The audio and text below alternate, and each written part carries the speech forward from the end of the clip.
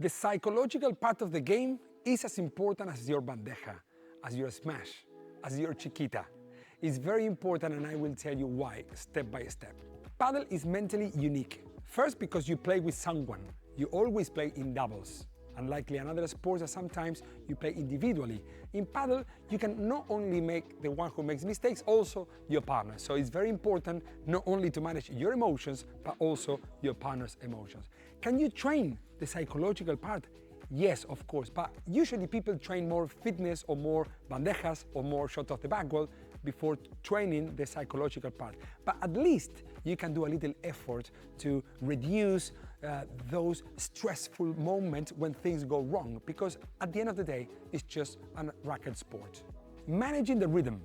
In the sport of padel, things can go very quick, things can go slower, or things can go very slow. Depending on the shots, depending on the game situation, depending on who you play against or who you play with.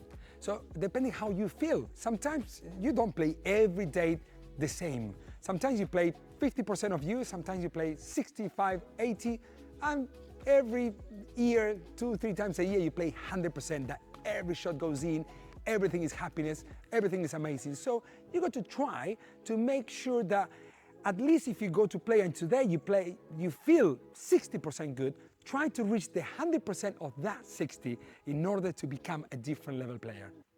I always say that every point is a new life, yes? For good and for bad.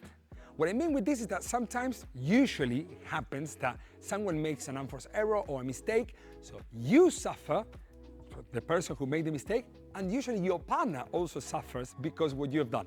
But also happens when you win points. How many times did you see someone hitting a powerful smash, wow, amazing shot, and straight after another powerful smash and they lose the shot, they lose the point. And actually it counts the same. Yes, so think about trying to balance that rhythm as well when you play padel. Managing the energies also help a lot to be mentally more prepared. What I mean with this is that sometimes I see people playing the first set 100%, non-stop, running forwards and backwards, playing every single shot, and their fitness is not as good to last 1.5 or 2 hours playing that match at that speed. So make sure you try also to balance how much energy you put in the beginning, in the middle, and at the end of the match. Outside the court is as important as inside the court.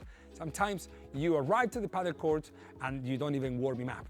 Yeah, if you do a little warming up, or at the end of the match you do a little stretch, or during the match you drink proper amount of water, yeah, or you eat a sweet or a banana, something that help you out as well to keep your mind fresh and active throughout the game. Because the sport of padel, everything happens within a second. You play, you win 1 point, you lose another one, then when you win it, someone plays a very high lob, you do an unforced error, many things go and come and change, but you got to be able to become a different level mentally padel player in order to adjust all that information and make it more controllable. The more you control your emotions and your psychological part of the game, the much better player you become.